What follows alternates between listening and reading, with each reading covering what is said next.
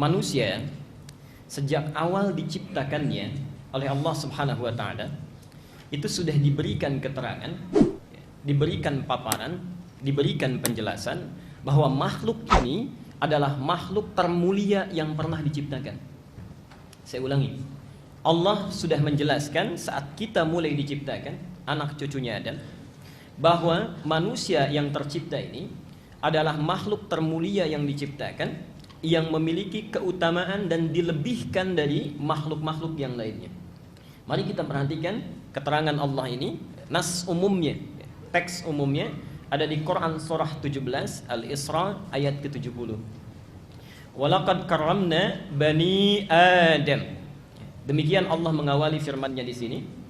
Dan sungguh, subhanallah, Bapak Ibu sekalian, saya ingin berikan satu penjelasan. Biasanya di Quran itu kalimat lam dengan qad itu jarang sekali menyatu. Kalau tidak lam saja, biasanya qad saja. Saya beri contoh. Wal 'asr innal insana lafi khusr. Qadnya tidak ada. Quran surah 23 Al-Mu'minun ayat pertama. Apa bunyi ayatnya? Qad aflahal mu'minun. Lamnya tidak ada. Tapi di ayat ini lam dengan qad itu disatukan. Dan nanti kita akan lihat kemukjizatan Al-Quran. Keterangannya menggunakan lam dengan qad, konsep hidupnya pun menggunakan lam dengan qad. Nah, mohon maaf saya berdiri sejenak. Saya tuliskan. Kelihatan insyaallah? Ibu kelihatan? Apa yang dilihat? Saya belum tulis apa-apa. Bagi agak unik. Baik.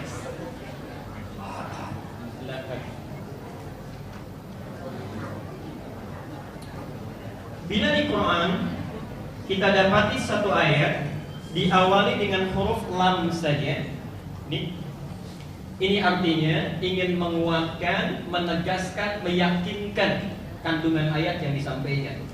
Karena ada sementara orang kadang-kadang ragu bila diawali dengan lam atau qad saja.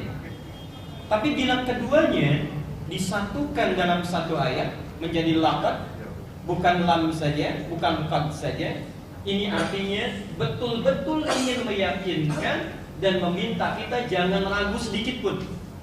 Ya? Betul-betul ingin meyakinkan dan meminta kita tidak boleh ragu sedikit pun. 100% yakin. Allah mengawali firman-Nya di Quran surah 17 ayat 70 tadi. Walaqad karramna. Wa dan laqad sungguh kalian harus yakin kata Allah, jangan pernah ragu sedikit pun. Karramna bani Adam, kami telah memuliakan, menciptakan dengan mulia anak keturunan Adam itu. Jadi saat mulai lahir pun atau bahkan sebelum lahir, kita sudah diminta oleh Al-Quran untuk percaya diri bahwa kita ini makhluk paling mulia. Untuk yakin pada diri kita bahwa kita ini adalah makhluk yang sangat dimuliakan. Bahkan hebatnya dalam bahasa Arab, memuliakan itu bisa dengan akrama yukrimu. Akrama yukrimu ikraman fahuwa mukrim, akram. Yang kedua, ada yang menggunakan karama yukrimu. Ada tasydidnya. Pelan-pelan. Ada yang menggunakan hamzah, ada yang menggunakan tasydid. Kalau kalimat menggunakan hamzah, ini umumnya berarti sesuatu yang berlangsung sekaligus, satu masa saja, satu fase saja. Tapi kalau ayatnya menggunakan tasydid, ini karama nazzala, ya, ini berarti prosesnya berlangsung tidak sekaligus, bertahap, ya, sampai kemudian sempurna. Perhatikan hebatnya Allah ketika menguraikan turunnya Al-Quran dan kitab yang lainnya. Ali Imran ayat ketiga.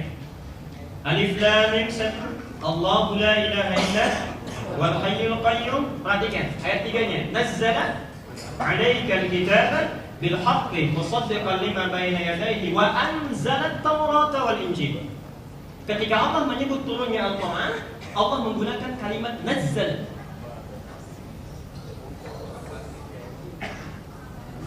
Tapi ketika menyebutkan turunnya Taurat dan Injil, dirubah katanya dari nazzala menjadi anzala. Wa anzala at-taurata wal injil. Quran surah 3 ayat ketiga.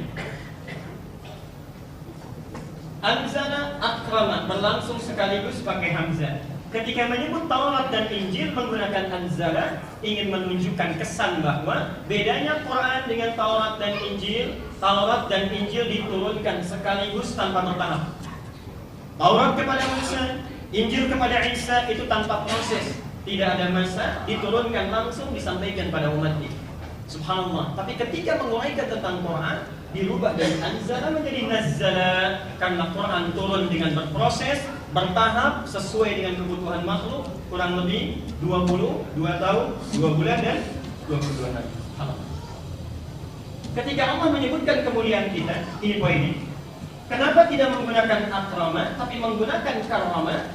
Karena seluruh proses penciptaan manusia sampai dengan kita kembali kepada Allah, semua tahapannya itu diberikan kemuliaan oleh Allah.